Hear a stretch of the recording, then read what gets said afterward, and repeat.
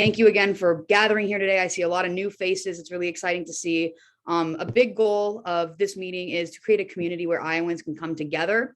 We can share progressive messages. We can connect progressive voices across the state with each other, empower organizers and individuals who are already doing the work on the ground and help amplify that work.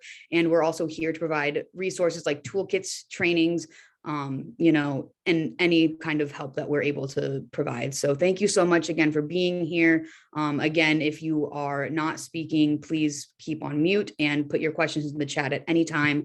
We're going to get started. I'll give it to my great coworker, James, to kick us off. Thank you all for being here again. Thank you for that awesome intro, Sam, and thank you everyone for joining us. I am so honored to have the privilege to introduce our special guest tonight. Tonight joining us is Iowa Senate Minority Leader, Senator Zach Wahls.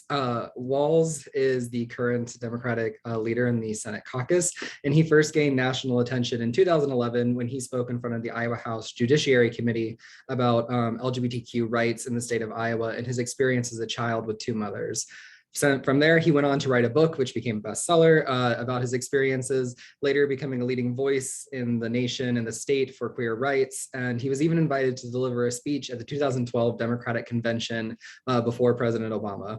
He was elected first elected to the Iowa Senate in 2018. And even as a first-term senator, he was still elected to become the Democratic leader in the Senate. And we are so honored to have him tonight. So with that, I'm going to turn it over to our special guest. Thank you for joining us. Well, thanks for the warm words, James, and a big thanks to the entire Progress Iowa team. Matt, it's really exciting to see all the great work that you're doing here as we gear up for 2022. As we heard, today is a pretty exciting day at the federal level with the confirmation of Justice Ketanji Brown Jackson, which is really great to say. And I know that here in Iowa, we had some really tough news earlier this afternoon. Governor Reynolds announced that she intends to close the Glenwood Resource Center in about 2 years. The last time our state went through an abrupt closing of some of our state mental health institutions, there were catastrophic consequences. My Democratic colleagues and I will be monitoring the situation extraordinarily closely and making sure that we are listening to the voices of those who are impacted by this decision and continuing to advocate every single day for those folks who are affected, whether they're patients, employees, residents, and everyone else who calls Glenwood home. I'm here tonight to talk with all of you about how to lobby and speak with your legislators. So I'll share just a super brief, as James kind of alluded to, background about myself and about the work that I do today, and share some thoughts on how you can effectively lobby the folks who you're trying to advocate with. So as James mentioned, I kind of first entered Iowa politics back in 2011 when I spoke to the Iowa House Judiciary Committee about growing up with lesbian parents here in Iowa. It was a moment that wound up changing my life in a pretty dramatic way. When I gave that speech, a video of it was uploaded to YouTube and it went viral, back when going viral was a good thing. And when that happened, it really turned my life upside down. And I had this choice to make when the video went viral. Do I want to keep fighting for families like mine? Or do I want to go back to my studies, back to my life as usual at the University of Iowa, where I was studying civil and environmental engineering? I chose to keep fighting. And as a result, I got to share my story across the state and then ultimately across the country. And then, as James mentioned, in 2018, following several years of work as an advocate for LGBTQ civil rights, including a national campaign to help end discrimination against LGBTQ people in the Boy Scouts, I wound up running for the Iowa State Senate when longtime State Senator Bob Dvorsky retired. Along the way, I learned a lot about how to be an effective advocate and storyteller for change. A few things that I want to talk about tonight. Number one, understanding that it's critically important that you share your story. I think there are a lot of folks who think that you'll be able to persuade a lawmaker by having the best argument or the best research or something like that. And the reality is that most lawmakers, frankly, don't respond to great arguments or to great research. They respond to stories. And it's a very human thing. And, I think it was Thomas Jefferson who said that if men were angels, we wouldn't need government. And the reality is that we're all human, and humans have always responded best to stories. And so as you're thinking about how you advocate for whatever the issue may be, making sure that you're able to talk about it in the context of telling a story. And it can be sometimes a story about how it's affected you or a member of your family or of your community, and being able to tell that story in a way that both demonstrates the problem and then presents a solution is a really easy way of trying to advocate with your lawmakers. Now, I can't tell you how to tell that story, right? You have to figure that part out. But when you want to advocate for a position, telling that story is usually the best way to go.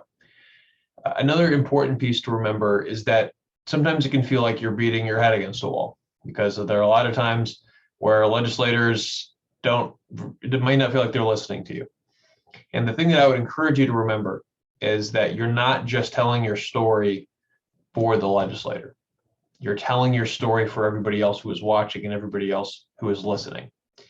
And the thing that I want to emphasize about that is that when I gave that speech that ultimately went viral and was heard around the world in 2011, it didn't change a single vote. Not one. Now, I think it wound up having a pretty big impact, but it didn't change the outcome of the vote. And you can interpret that either one of two ways. You can either interpret that as futility and saying that, oh, this isn't worth it at all. Or you can understand that sometimes advocating with legislators is not actually just about the legislators' vote on an issue. A lot of times it can actually be about how you shape the views of the other people who may be watching the debate and may not have a position yet. Or it might be a way, as that story gets out there, to bring people into the conversation who may not be paying attention. And that's really, really, really important. And so when folks are out there advocating for issues, whether it's the impact that privatized Medicaid has had on people's lives, whether it's LGBTQ rights, whether it's the fight for Black lives, there are so many different instances where telling those stories can have a transformative impact, not necessarily on the legislator, but on the people who are watching and who are in the room, right, where you're making that argument. One of the last things I want to leave you with is just to remember that, especially at the state legislative level, your state legislators are just people, right? They're just normal folks. And in Iowa in particular, we have a part-time citizen legislature, right? We don't have, like in Congress, where they're full-time legislators, or even in a state like New York, where it's a full-time legislature. So people are basically constantly in Albany, right, in New York. In Iowa, we have a citizen legislature. So we are only in session from January through April, usually. Sometimes it goes into May, which is quite possibly going to happen this year. But, 7 months a year, 6-7 months a year, we're back home, right? It's much easier to connect with lawmakers here in Iowa than it is in many other states. And lawmakers are just like we all have. I mean, if you're not retired or independently wealthy, which most state lawmakers aren't, we have other jobs, right? Which means that we bring other sets of experience to the work that we do. And so, especially if your story is able to connect to the issue at hand, and somehow you're able to tie that to something else in that lawmaker's life, right? That's really powerful. And that would be the final piece that I would leave you with tonight, which is the first and most important rule of any public speaking is to know your audience, right? But sometimes when we feel really strongly about an issue, we don't stop to pause and think, okay, I have this thing that I'm really passionate about. How can I advocate for it in the most powerful way with my intended audience, right? How can I put myself in their shoes and figure out what their perspective is on whatever the case may be, and tell my story in a way that will connect to their worldview or their experience. Now, the thing I'll of course caveat all of this with is that, especially in today's incredibly polarized political environment, where the reality is that we have a Republican Party that is embracing authoritarianism and that is moving in a very, very dangerous direction, this is harder and harder and harder to do. But the reality is individuals still matter. And even though there are these gravitational pulls and forces in our politics today that create a near blind loyalty to people like Donald Trump within the Republican Party. One just short example I'll point you to as a positive note to leave all of you on is the fight for public education in the state. Now, if you're participating in this Zoom, I presume that most people here support Iowa's storied public education system. I certainly do. I'm a proud product of Iowa City West High School here in the Johnson County area. And I went to public school my entire K through 12 experience and the University of Iowa. Republicans in the Senate have essentially put forward a scheme, and the governor, Kim Reynolds, have put forward a scheme that would essentially privatize our state's public education system by creating a voucher program. That bill has passed the Iowa Senate in back-to-back years. They passed it last year and then a modified version this year. And they did it with virtually every member of the Republican Senate caucus voting in support of that law. Over in the House, however, over a third of the House Republican caucus opposes the voucher scheme. It was pretty incredible. And the reason that they're able to do that is because people like you have spoken up and told their story about why public education is so important and why we shouldn't be using public money, our tax dollars, to support a private school system that excludes the public. And that has really resonated with members of the Iowa House of Representatives. And so while it can sometimes feel like we're Sisyphus rolling the boulder up the mountain only for it to roll back down again, I am here to tell you that we can in fact roll the boulder all the way up to the top of the hill and keep it there. The caveat to that is that as Coretta Scott King once observed, every generation has to roll that boulder up the hill, right, and have their own fight for civil rights. And so what we're doing today with this training and the work that is being done across our state as we gear up and head into November is a part of our generation rolling that boulder, rolling that rock, and having these fights for our generation, and this time for our public education system and so many other things. So with that, I want to say thanks again to everybody for coming out tonight. I hope that a couple of these insights were helpful.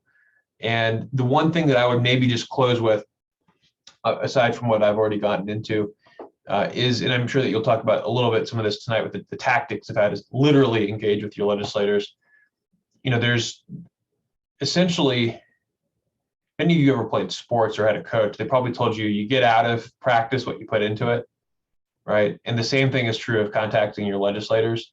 The more time and effort you put into putting together, whether it's an email or a letter or some other presentation for your lawmakers, typically the more you're going to get out of it.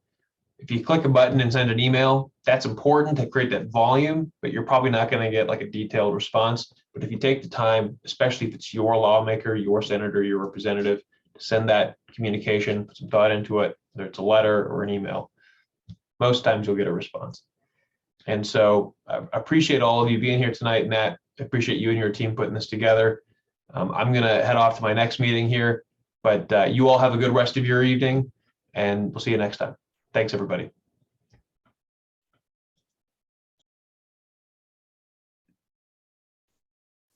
Awesome. Well, and we are going to cover a lot of the stuff that Senator Wahls just said. And it's awesome to get to hear from someone, you know, who's actually at the legislature and meeting with constituents day to day. I think that transitions us to our first part of the slides for this training, which is how to call and email our state legislators.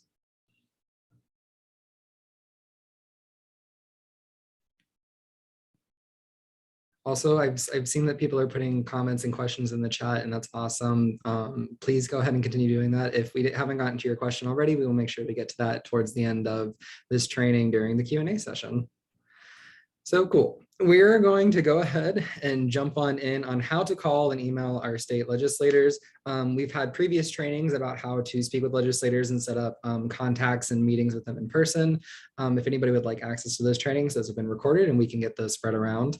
But for best practices in contacting our state representatives and senators over call and email is, I'm going to jump off the last thing that Senator Wahls said there, is to take that time to find your representative, to find your legislator, and target your email or your phone call to that individual legislator. that personal impact of getting a message specifically for them is much more impactful than sending a general message to every legislator, or sometimes it's appropriate to send an email or make a call to a particular committee. But even then, trying to target your message to the chairman of the committee, the vice chairwoman, or even the ranking member, if that's what she, if you can connect with her as well. Legislators, like Senator Walsh just said, are just like the rest of us. They're just citizens in Iowa, and they often fall into this mob mentality when you send out mass emails to them, and they sent email all 100 representatives in the Iowa House. Like any human, we look at that and we're like, oh, someone else will probably take care of that because it's sent to so many people. And so targeting that message will help make your contact more effective. Like Senator Wall said as well, sharing your personal story that connects to the bill.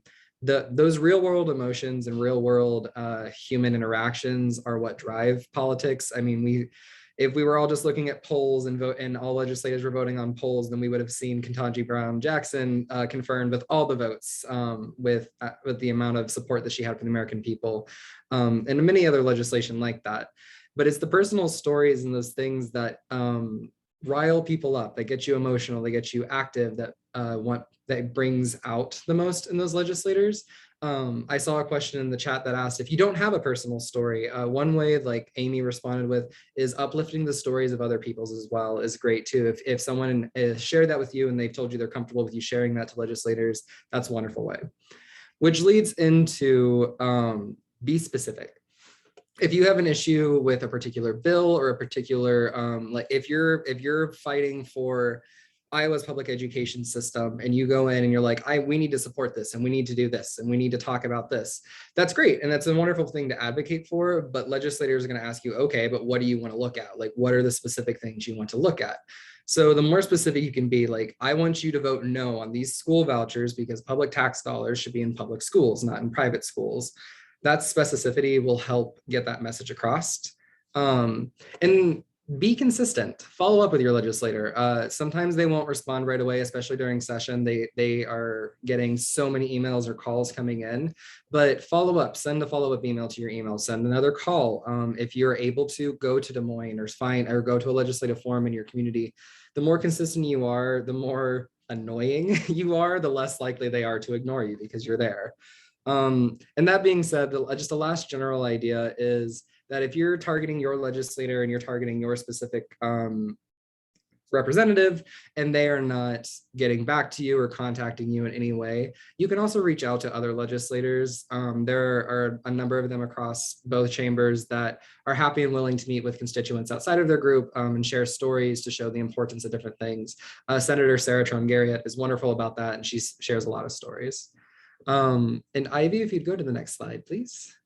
I'll keep these brief, but I have a couple of examples. I don't know if that's too small for people to see, but we have a couple of examples of emails here that were sent to State Representative Tracy Ellert. She has shared these on her Facebook page. And so, but you can see from here, like examples of emails that she recognized and then shared with the public. This one starting out, I am writing you today to respectfully ask you to vote no on school vouchers. The specificity targeting to legislators. Then she goes on to share her story about her as being a mom, as a taxpayer in Iowa, how this is going to negatively affect and how she feels about this. And then finishing out with a value that we all agree with: well-funded public schools are healthy schools that everyone can be proud of sending their kids to. Something that brings all this emotion and everything to a close, but to a pointed message. Ivy, in the next slide, please. And this is another example as well. It's this mother here leads out with her personal connection to everything that's going on, talking about as a mother, as a mother of teachers, going on about that. And then later on into the message, she gets specific about the school vouchers and taxpayer dollars. So you can see that you can mix and match where things go, but it's those important elements that we want to make sure we get. But thank you all. And again, if anybody has any questions, please feel free to put those in the chat and we'll be sure to get to them. I'm going to turn it over to our amazing digital director, Ivy Beckenholt. Thank you, James. So I am going to talk a little bit about how to call and email your federal legislators. A lot of the tips that James gave were really good for local legislators, and that can carry over to the federal legislators. But there are some differences. One being that, federal legislators, they have a staff, a huge staff, not just one clerk. And so you're probably going to connect with their staff more often than the actual legislators. So that's why we have some different tips for you guys. So I broke it up here based on best practices for legislators that you agree with and legislators that you don't agree with, mainly because your messaging is probably going to look a little bit different. So for legislators that you do agree with and that you don't, you really want to be clear with the purpose of your call or your email. Whenever you are calling or emailing them, as someone who has been an intern, I've had conversations that last like over 5 minutes. That's great, but like it doesn't get much done differently if you're not sharing a concise point. If you're sharing like a story, that's really good, but make sure to keep it concise, and that goes for emailing as well. And just really sticking to one issue, that can be helpful. Basically, the intern that you're talking to is going to put it in their system that you're asking about this specific issue. And so that way, then the staff looks at the system and they see, oh, a lot of people called about, wanting Ketanji Brown Jackson as justice. They can see that and then talk to the legislator about that. So that's just a good point to keep in mind. But if you would like to expand more on that, you can also share your story as well if you do have a personal story with it. If you're talking to a legislator that you agree with, you can let them know that you're fine with with your story being shared beyond the staff. If they want to share that on their social media or with their press team, it's just nice to say that you don't care about your story being shared. You can also send them just letters to the editor that you've written. That's always good for them to see that people in their district do care about the issue. So it's a little bit different when you're contacting legislators that you don't agree with. The first tip that I'm going to give is to be kind when calling or emailing.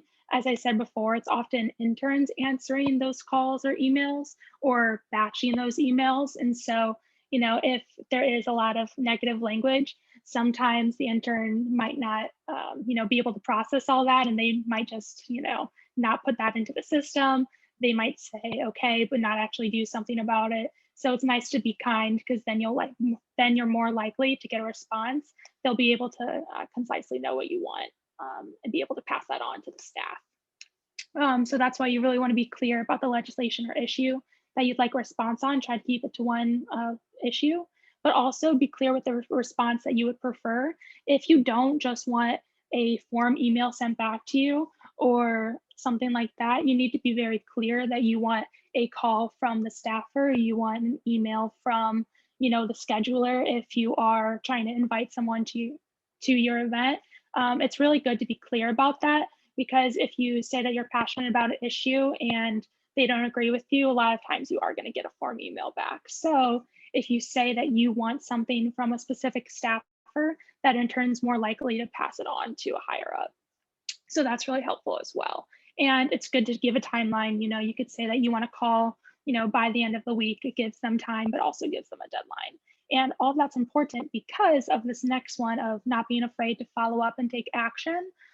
So there were advocates before who have not gotten responses back when they were invited to an event. They invited Hinson. I'll go to the next slide and show you. So Jennifer invited all the delegates federally to the National Council on Independent Living's virtual Hill Day. This was so Iowans with disabilities could talk with their legislators. And so every delegate responded besides Hinson, and they had sent Hinson multiple emails, things like that. And so because Hinson never got back to them, Jennifer ended up writing a great letter to the editor. It ended up getting published, and then right away, Hinson's staff reached back out to her.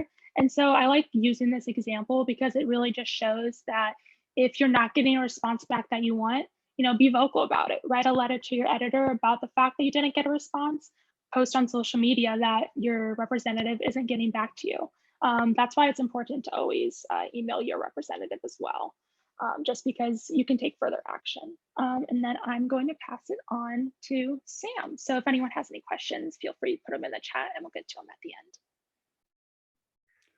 Yeah, great examples, Ivy. I really appreciate you sharing that. It's a really good, obviously, like I said, example of like what we can see happen when we put our minds to it and advocate for ourselves and others. So another way to be able to contact your legislators, either your state or federal, is setting up a visit.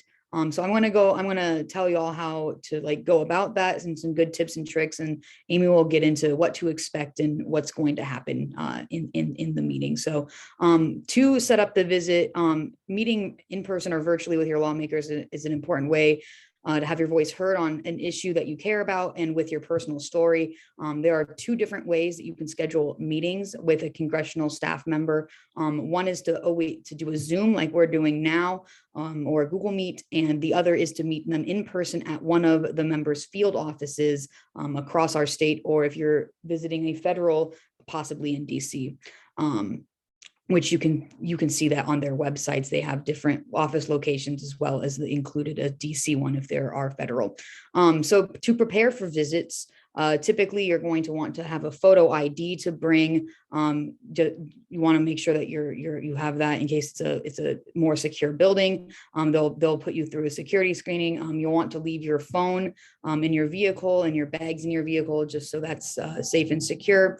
And then you're definitely going to want to make sure that you sign in with the office, give them all your information so they can get back to you with a follow-up as you request. They're going to ask if you're going to want an email, phone call, or an email, phone call, or letter. So you'll just choose an option that you prefer. Also, when you're setting up a visit, you want to make sure that you call your office and make sure that you schedule that appointment so the office hours are open. And if you'd like to speak about a particular policy or a specific person, you can ask for that and request the scheduled contact information to do that. And if you're speaking in general about a cause, an upcoming voter issue, you can schedule a time to speak about that in a local office if it's affecting your local area. So a few great ways to do that. And yeah, I'm excited for everyone to be able to set up a visit soon. We had office visits to Ernst and Grassley this week to urge them to support Ketanji Brown Jackson in getting a yes on her confirmation vote. And we had a lot of folks have successful visits, and they thought they were more pleasant than calling as well. So that's a highlight that I have to share. Amy, do you want to take it away? Yeah, thanks, Sam. Hey, everyone. Amy Adams, she, her, and I'm an organizer with Progress Iowa. And I want to share just a couple of ways that you can visit with your congressional staffer. So one of the things to remember, and James mentioned this, and as did Senator Wahls, a lot of the folks that you are going to end up talking to most likely will not be your congressperson. It will be a staffer, and they are the ones who will take your name, they'll take your contact information, and they are the ones who will listen to your concern. And one of the ways that you can visit with a staffer or a member of the congressional staff in DC, sometimes if you're fortunate, is virtually through Zoom or through Google Meet, through some virtual tool. So as you're setting this up, the first thing I would recommend to you is to be prepared. Make sure that you know the technology. If your group or your organization is setting up the Zoom, make sure you know how many people can be on it. Make sure everyone has passwords, everyone is able to get into the meeting. If the legislator or the congressperson staff is setting it up, again, make sure you've gone through the technology, you know how to unmute yourself, you make sure your camera works. So just kind of testing everything out ahead of time to make sure that this will be, the least stress possible when you encounter that technology. So I use the abbreviation here, MOC, and MOC just stands for Member of Congress. So your Member of Congress is most likely designating a staff person or a policy person, depending upon what this issue is. And they are going to meet with you about this topic or about this issue. If you have a group of people, for example, I saw in the chat, someone said 100 grannies. So if 100 grannies were going to meet with Marionette Miller-Meeks about a climate issue, you would want to make sure that you have roles established ahead of time.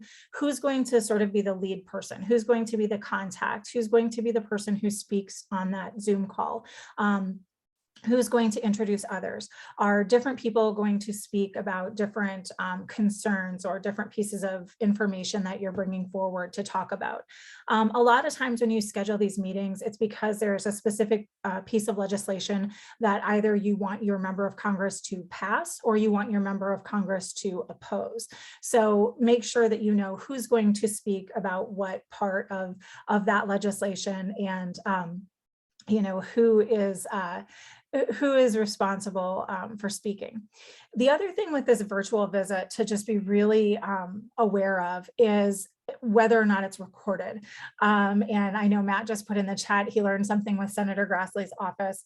I also learned something with Senator Grassley's office, and they don't like to be recorded. And so just make sure that you know ahead of time if the staffer is okay with that meeting being recorded. If you plan to record it, let them know that ahead of time. Don't spring it on them in the call. So just, make sure that you are as overly prepared as you possibly can be.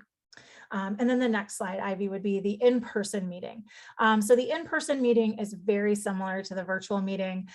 Be on time. And like Sam mentioned, sometimes I know, for example, the Sioux City office and the Cedar Rapids office, they have like an airport type security when you go through, because it's in a federal building. And so you do have to go through like a metal detector. If you have a bag, they'll go through, they'll wand everything just, to make sure that it's safe and secure. And in Davenport, it's in a bank building. So again, just being cautious and being prepared. And one of the things I probably should have put on here was parking. Make sure you know parking ahead of time, if it's metered, if you have to walk, a distance, just so that you are on time for that meeting with that staffer. You've called ahead, you've set up that time, and you know what to expect when you go into that building. And that's something you can ask the staffer too. You can ask them, are there security protocols? Is there something I should leave in my vehicle, or am I okay to take my phone with me? Some offices, like I mentioned, the one in Cedar Rapids and in Sioux City, do not let you have your phones with you because they don't have any pictures and they don't have any recording. If you're going to go as a group, make sure that they know that you are bringing a group of people. For example, some of the offices like Senator Ernst and Senator Grassley's offices in Cedar Rapids are quite small. So what they can arrange to do is have a conference room if you're not able to fit into that space. But if it's just you going as one person, typically they'll invite you into the office. They have a chair, you can come in and sit down and talk to them about the issue. And then the exact same thing as with that virtual visit. So if you're going in as a group, make sure you know who is going to be the lead. Always introduce yourselves. And again, remember, sometimes we get very passionate about issues because it really is impactful to us and we really care about it. But the staffer doesn't make the vote, right? And we don't vote for the staffer. So the staffer is just the middleman. So we just always want to remember to be respectful and courteous and polite. And I have found that it's really helpful if you have something important to save that staffer maybe some note-taking time. If you write it out or print it out ahead of time and just hand it to them and say, here, I brought this for you. So you know exactly what I want Senator Grassley or Senator Ernst to know about my position on this issue. So that can be helpful too, if you bring something with you that is already printed out about the legislation you're trying to get passed or that you're working to oppose. And you can go to the next slide, Ivy. So at that meeting, just remember to be prepared, know your particular member of Congress, know their position on the issue. So Sam mentioned we visited the offices of Ernst and Grassley this week. We knew that they were going to oppose Judge Ketanji Brown Jackson, but we still were encouraging people to go and speak because she is so highly qualified. She does have such a diverse background, and she really was the best candidate, is the best candidate to be nominated for the Supreme Court. So know their position ahead of time, and if you know why they're in opposition, you can research and then bring those points to maybe counter that, or to tell why something else is maybe more accurate. Stay on topic. It can be very easy to get off topic. Remember to stay focused on the issue that you're going there for. Don't be intimidated. Okay. Don't be intimidated. Don't let them get you off topic. It shouldn't be argumentative. Your member of Congress and their staff, they work for us, right? So just stay on topic, be there, say what it is that you went to the office to say, and you have every right to be in that office, and you have every right to request that your member of Congress listen to you, because they work for you, right? They're your representative or your senator. Take notes over the conversation. You may want to do a letter to the editor afterwards, or if another group or another person goes, you may want to compare notes later on, just to see if your visits were similar, if the staffer said something, that was the same to that person or different. And then one of the things that you can do is request a follow-up as well. If you want a follow-up from a policy person, a phone call or an email. And one thing that does get a little bit difficult too is when you go into these offices, you have to remember that this isn't a campaign office. So it's not, I'm not going to vote for that darn person, and it really is about their role as a member of Congress. So there's a difference between the congressional office and the campaign office. So, keep politics out of it, keep the election out of it, keep voting out of it, and stay focused on that issue. And then just remember to thank that staffer for their time, because, it can't always be easy if we are maybe opposing something or again, very passionate about something. They may have heard it a million times that day. So, we just want to be thankful for their time in that meeting as well. And you can go to the next slide, Ivy. And then I just shared a picture here. So this was after our visits last week on Ketanji Brown Jackson. And so this is in Sioux City, and Sioux City was not allowed to bring phones in. And so their group, the Siouxland Progressive Women, wanted to document that they had gone to visit. And so they asked the staffer to take a picture, and then the staffer emailed it to them. So you can totally do that. Like if your group wants to share that you did office visits, if you want to do a press release afterwards, if you want to share this information, ask that staffer for a picture, and they can email that to you, and they can send that to you, especially if it's in a location like Sioux City or Cedar Rapids where you're not allowed to have phones. And then the last part is just the meeting, the follow-up, like what to expect. Like Senator Wahls said, don't expect a heartfelt letter back. Oftentimes that isn't going to happen. A lot of times you'll just get a form letter from the member of Congress. However, if it is an issue that you really want an answer on, and they do just give you a form letter, follow back up with them and repeat that question. Here's what I asked, and I want an answer to that question. You can talk to them as many times as you have the patience to talk to them until you get the answer to that question. And with the members of Congress, there is a little space on their websites where you can request an in-person meeting. So, that is always an option too. But just don't be disappointed if you don't get a personal follow-up. It most likely will be a form letter, but there should be some sort of follow-up that comes, whether it's a letter or an email. And again, if you did ask for a personal response, or it is a question that's specific to something like legislation you're working on or your group is working on, keep following up with them until you do get that answer to that question. And then, like Jen did, if you don't get that answer, write a letter to the editor and let everybody know that they're not getting back to you. And that tends to usually get a response. So that is where I'll leave things.